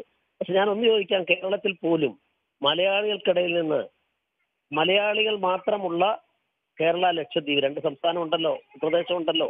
അവിടെ നിന്ന് 2004 സാർ 2 MP-മാരെ അങ്ങയുടെ മുന്നണിക്ക് കിട്ടിയതിനേക്കാൾ കൂടുതൽ, അങ്ങയുടെ മുന്നണിക്ക് 1 സീറ്റ് ഈ അഹമ്മദിന്റെ മാത്രമേ ഉണ്ടായിരുന്നുള്ളൂ. ബാക്കി 18 ലക്ഷം കിട്ടി. ഒരെണ്ണം NDAക്ക്, വാജ്പേയിക്ക് അനുകൂലമായി വർഗീയവാദി ഫാസിസ്റ്റ് വിളിച്ച ആണ് അനുകൂലം. ലക്ഷദ്വീപിൽ നിന്നും 2004 ഉണ്ടായി. ഞാനന്ന് പാർട്ടിയുടെ പ്രസിഡന്റാണ്. എനിക്കറിയാം സ്ട്രാറ്റജി ഫോം ചെയ്ത കേരളത്തിൽ ജയിക്കാൻ സാധിക്കും. പക്ഷേ അതിന് അത്രത്തോളം വിശാലമായി ചിന്തിക്കേണ്ട ആളുകൾ ആ രംഗത്ത് ശ്രമിച്ചാൽ മാത്രം മതിയാകും. അതുണ്ടെങ്കിൽ എനിക്ക് ആത്മധൈര്യമുണ്ട്, കേരളത്തിൽ സാധിക്കും. കേരളത്തിൽ അസാധ്യമായിട്ടൊന്നുമില്ല. ന്യൂനപക്ഷങ്ങൾ ഞങ്ങളുടെ വരാൻ ഒരു വിഷമമില്ല എന്ന് അങ്ങ് 2004 തെരഞ്ഞെടുപ്പ് ഒന്ന് ആലോചിച്ചാൽ മാത്രം മതിയാകും. കേരളവും ലക്ഷദ്വീപും മാത്രം. അതുകൊണ്ട് ഇത്തരം അസാധ്യതയൊന്നുമില്ല, ഞങ്ങൾക്ക് സാധിക്കും. പക്ഷെ ഇനി വർഗീയവാദി ഫാസിസ്റ്റ് എന്നൊക്കെ പറയുമ്പോൾ എന്ത് അടിസ്ഥാനമാണ്? ആരോടാ ഞങ്ങൾ വിവേചനം കാണിച്ചിട്ടുള്ളത്? ഒരു സംഭവം പറയാൻ സാധിക്കുമോ? തുരുമ്പ് പിടിച്ച ഈ അപ്പൊ ഈ മതേതരത്വത്തിന്റെ അപകടത്തിൽ പറഞ്ഞു പോകുന്നതിനപ്പുറം ഇന്ത്യ രാജ്യത്തെ സംബന്ധിച്ചിടത്തോളം സക്രിയമായി ഒന്നും സംഭാവന ചെയ്യാൻ കഴിയാത്ത പാർട്ടിയായി കോൺഗ്രസ് പാർട്ടി മാറിയിരിക്കുന്നു. അതുകൊണ്ട് ആ മുദ്രാവാക്യമായിട്ട് പോയാൽ ഇന്നത്തെ പോലെ യു പിയിലെയും മറ്റു പല സംസ്ഥാനങ്ങളിലെയും പോലെ 3ാം സ്ഥാനത്തോ 4ാം സ്ഥാനത്തോ തുടരുക. ഡോക്ടർ വർഗീസ് ജോർജ്, പ്രിയ ശ്രീധരൻപിള്ള പറഞ്ഞു പോകുന്നു കണ്ടില്ലേ, എന്ത് ഭരണഘടനാ വിരുദ്ധമായ കാര്യങ്ങളാണ്, എന്ത് ന്യൂനപക്ഷ വിരുദ്ധ കാര്യങ്ങളാണ്, എന്ത് ദളിത് വിരുദ്ധ കാര്യങ്ങളാണ് തങ്ങൾ ചെയ്തത് എന്ന്. ഈ നിലയിലുള്ള പ്രചരണം നടക്കുമ്പോൾ താങ്കളുടെ നേതാവ് നിതീഷ് കുമാറിനെ പോലെ ഒരു പ്രതിപക്ഷ പ്രവർത്തനമാണോ യഥാർത്ഥത്തിൽ JDU ആഗ്രഹിക്കുന്നത്? ഇപ്പോൾ ഡിമോണിറ്റൈസേഷൻ, എല്ലാ പ്രതിപക്ഷ രാഷ്ട്രീയ നേതാക്കളും അതിനിശ്ചിതമായി മോദിയെ ആക്രമിച്ചപ്പോൾ കൺസ്ട്രക്റ്റീവ് എന്ന് BJP തന്നെ വിശേഷിപ്പിക്കുന്ന തരത്തിലാണ് നിതീഷ് കുമാറിൻ്റെ പ്രതികരണം.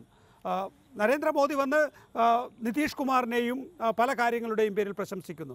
അങ്ങനെ മോദിയെ പോലുള്ള ഒരാൾ, കോൺഗ്രസ് അടക്കമുള്ള രാഷ്ട്രീയ പാർട്ടികൾ പറയുന്നു ഭരണഘടനയ്ക്കെതിരാണ് ഈ സർക്കാർ എന്ന്. നിങ്ങളുടെ രാഷ്ട്രീയ പാർട്ടി മാത്രം അതിനെ വളരെ സോഫ്റ്റായി, മൃദുവായി തൊട്ടു തലോടി മുന്നോട്ട് പോകുന്നു. അതാണോ യഥാർത്ഥത്തിൽ ഇന്ത്യയിൽ നിന്ന് ആവശ്യപ്പെടുന്ന പ്രതിപക്ഷ പ്രവർത്തനം?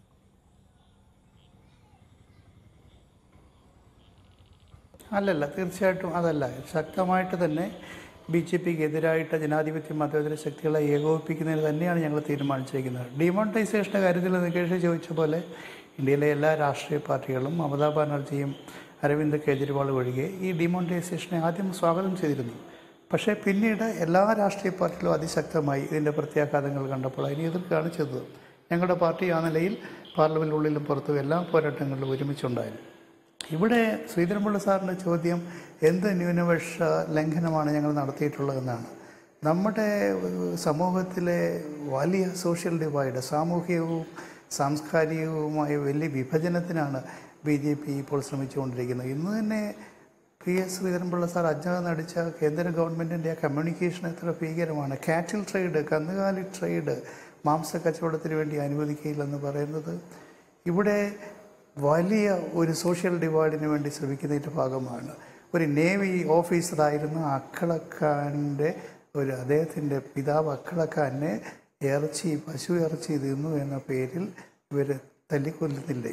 ഈ കഴിഞ്ഞ മാസം ജാർഖണ്ഡിൽ 2 കാറ്റിൽ ട്രേഡേഴ്സിനെ കെട്ടി തൂക്കിയിട്ടിരുന്നു. കഴിഞ്ഞ മാസം ഏപ്രിൽ 5-ാം തീയതി ഫെലർ ഖാൻ എന്ന് പറയുന്ന ഒരു പശുവിനെ മേടിച്ചുകൊണ്ട് പോവുകയായിരുന്നു. ആ പശുവിനെ മേടിച്ചുകൊണ്ട് അപ്പോൾ ആളെ തല്ലിക്കൊന്നില്ലേ? നമ്മുടെ രാജ്യത്ത് ഇതിൻ്റെ ഇരകൾ മുഴുവൻ നമ്മുടെ മൈനോറിറ്റീസ് അല്ലേ? ആ മൈനോറിറ്റീസിൻ്റെ മേലുള്ള കടന്നാക്രമണങ്ങളല്ലേ രാജ്യത്തിൻ്റെ വിവിധ ഭാഗങ്ങളിൽ ദളിത് ജനവിഭാഗങ്ങളുടെ പേരിൽ എല്ലാം ഇപ്പോൾ നടന്നുകൊണ്ടിരിക്കുന്നത്. അതുകൊണ്ട് ശ്രീധരൻപിള്ള സാറെ പോലെയുള്ള BJPക്കകത്തെ ലിബറലുകളുണ്ടല്ലോ, നല്ല ആളുകൾ, അവരുകൂടി ഈ BJPക്ക് എതിരായ പോരാട്ടത്തിൽ മുന്നിൽ വന്ന് വലിയൊരു RSS ഒരു പ്ലാറ്റ്ഫോം സൃഷ്ടിച്ചെങ്കിൽ മാത്രമേ, അല്ലെങ്കിൽ ഇവിടെ നികേഷ് മുമ്പേ ചോദിച്ച പോലെ 2019 കൂടെ ഇവർക്ക് ഭൂരിപക്ഷം കിട്ടുകയാണെങ്കിൽ ഈ രാജ്യത്തിൻ്റെ ഭരണഘടന മാറ്റി എഴുതും. യോഗി ആദിത്യനാഥ് എന്താണ് പറഞ്ഞത്? ഈ രാജ്യത്ത് ഹിന്ദു മതത്തിൽ വിശ്വാസമില്ലാത്തവരെല്ലാം പുറത്തു പോകണം. 483 അസംബ്ലി സീറ്റുള്ള UP നിയമസഭയിൽ ഒറ്റ മുസ്ലിമിനെ ശ്രീധരൻപിള്ള സാർ നിങ്ങൾ സ്ഥാനാർത്ഥിയാക്കി നിർത്തിയോ? ഒറ്റ മുസ്ലിമിനെ സ്ഥാനാർത്ഥിയാക്കി നിർത്തിയോ? ശ്രീ KV തോമസ്, മതേതരവാദി, ഭരണഘടനയിൽ പരിജ്ഞാനമുള്ളയാൾ എന്നിവയാണ് പ്രസിഡന്റ് സ്ഥാനത്തേക്ക് കോൺഗ്രസ് നോക്കുന്ന ക്രെഡൻഷ്യൽസ്.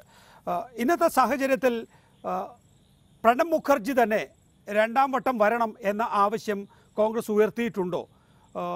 നിതീഷ് കുമാർ സോണിയാഗാന്ധിയുമായുള്ള കൂടിക്കാഴ്ചയിൽ അങ്ങനെ ഒരു നിർദ്ദേശം മുന്നോട്ട് വെച്ചിരുന്നെങ്കിൽ പോലും അത് അധികം മുന്നോട്ട് പോയില്ല. പ്രണബ് മുഖർജിയെ തന്നെ പ്രസിഡന്റ് സ്ഥാനത്തേക്ക്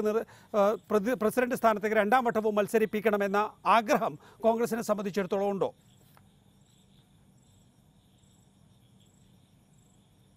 ഇതൊക്കെ ഇന്ന് കോൺഗ്രസ് നേതൃത്വം കൊടുക്കുന്ന BJP-എതിരെ രാഷ്ട്രീയ പ്രസ്ഥാനങ്ങൾ ഒന്നിച്ചിരുന്ന് ചർച്ച ചെയ്ത് ആ ചർച്ചയിലൂടെ രൂപീകരിക്കേണ്ട കാര്യങ്ങളാണ്. പ്രണബ് നല്ല ഒരു ഭരണാധികാരിയായിരുന്നു, അദ്ദേഹം നല്ലൊരു പ്രസിഡൻ്റായിരുന്നു. ഇനിയൊരു പ്രാവശ്യത്തേക്ക് താല്പര്യമില്ല എന്ന നിലയിലാണ് ഈ ദിവസങ്ങളിലുള്ള വാർത്തകൾ വന്നിട്ടുള്ളത്. അപ്പോൾ നിൽക്കണമോ എന്ന് തീരുമാനിക്കേണ്ട അദ്ദേഹമാണ്, അദ്ദേഹത്തെ നിർത്തണമോ എന്ന് തീരുമാനിക്കേണ്ട രാഷ്ട്രീയ പ്രസ്ഥാനങ്ങളാണ്.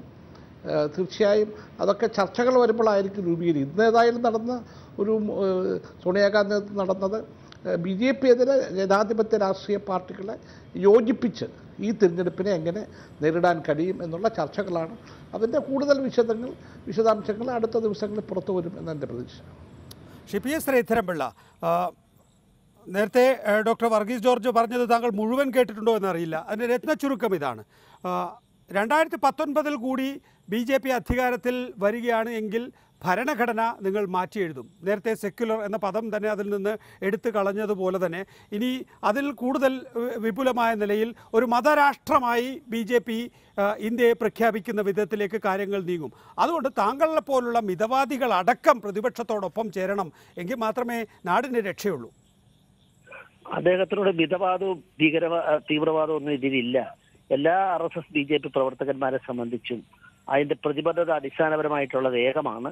അത് ഭാരതീയതയാണ്. ആ ഭാരതീയയിൽ സർവ്വധർമ്മ സമഭാവമാണ്. എല്ലാ അറിയപ്പെട്ട 12 മതങ്ങളെയും സ്വാഗതം ചെയ്ത് എല്ലാത്തിനും വികസിക്കാൻ അവസരം ഉണ്ടാക്കി കൊടുത്ത ഒരു മഹത്തായ സംസ്കാരം. അതൊരിക്കലും തിയോക്രസി ആവില്ല. ഞാൻ എൻ്റെ ആത്മസുഹൃത്തായ വർഗീസിനോട് പറയാൻ ആഗ്രഹിക്കുന്നു. അദ്ദേഹത്തിന് അറിയാവുന്ന കാര്യമാണ്. ഒരിക്കലും ആവില്ല. ഈ കാലഘട്ടത്തിന്റെ ആവശ്യം എന്താണെന്ന് ചോദിച്ചാൽ, കമ്മ്യൂണിസവും ക്യാപിറ്റലിസവും പരാജയപ്പെട്ടിടത്ത് മഹാത്മാഗാന്ധിയും രാമനോഹർ ലോഹിയും പണ്ഡിറ്റ് ദീനദയാൽ ഉപാധ്യായും ഒക്കെ മുന്നോട്ട് വെച്ച ഭാരതീയ കാഴ്ചപ്പാടിൽ ഒരു ഓൾട്ടർനേറ്റീവായിട്ട് ലോകത്തിന് കൊടുക്കാൻ സാധിക്കും. അവിടെ എന്താണ് പ്രശ്നമെന്ന് ചോദിച്ചാൽ, ഇന്ത്യയുടെ ഇന്നത്തെ തകർച്ചയ്ക്ക്, സ്വതന്ത്ര ഇന്ത്യയുടെ തകർച്ചയ്ക്ക് ഉത്തരവാദി ഞാൻ രാമനോഹർ ലോഹി ഉദ്ധരിക്കുന്നു. നമ്പർ 1 കോൺഗ്രസ് പാർട്ടിയാണ്, അതിന്റെ കാഴ്ചപ്പാടാണ്. അദ്ദേഹം പറഞ്ഞ നെഹ്റുവിസം എന്നും കൂടെ പറഞ്ഞു, ഞാനത് പറയുന്നില്ല. അതുകൊണ്ട് അതാണ് ഉത്തരം. അത് തേടി പോകുന്നതാണ് കരണീയമായിട്ടുള്ളത്. ആർക്കും ഒരിക്കലും ഇന്ത്യ ഒരു മതഭരണകൂടമാക്കാൻ സാധിക്കില്ല. പക്ഷെ ഇന്ത്യയുടെ സാംസ്കാരിക പൈതൃകം ഹിന്ദുത്വമാണ്.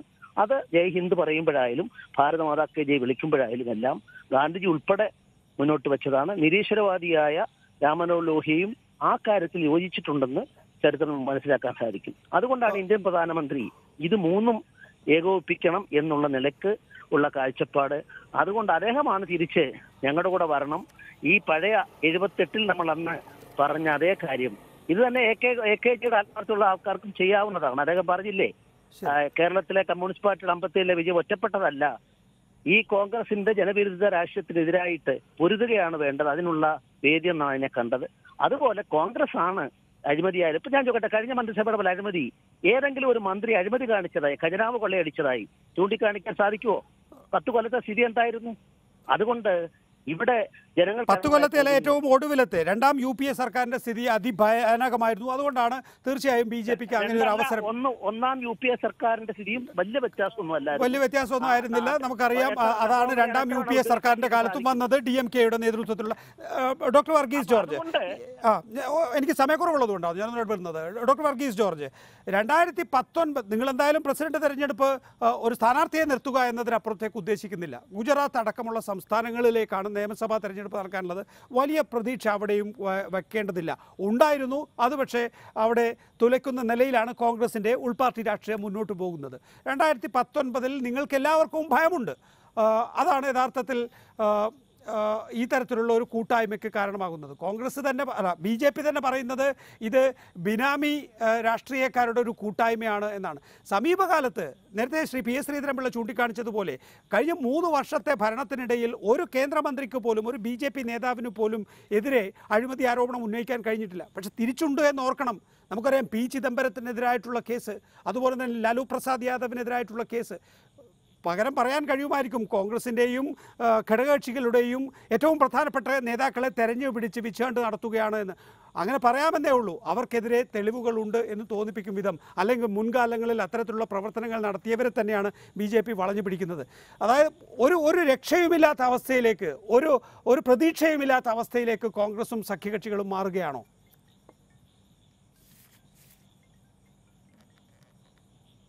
നികേഷ് ചോദിച്ച 2 കാര്യങ്ങളാണ്. ഒന്ന്, പ്രസിഡന്റ് തിരഞ്ഞെടുപ്പിനെ കുറിച്ച് നികേഷ് പറഞ്ഞ പോലെ ഒരു അബ്സല്യൂട്ട് മജോറിറ്റിയിലേക്ക് ഇതുവരെ NDA എത്തിയിട്ടില്ല.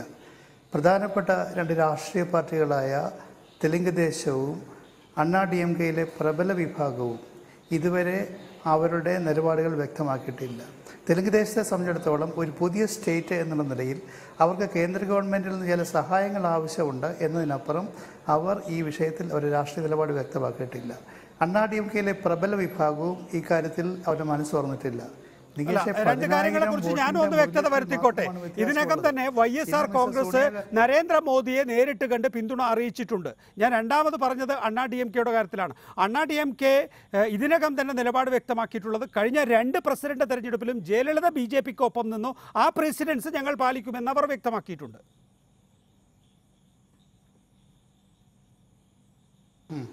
അതെ,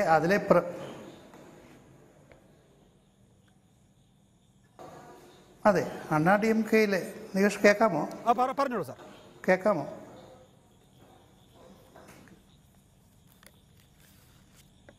പ്രബല വിഭാഗം, അതായത് മിസസ് ശശികല പ്രതിദാനം ചെയ്യുന്ന പ്രബല വിഭാഗത്തിലാണ് കൂടുതൽ MLAമാരും MP മാരും ഉള്ളത്.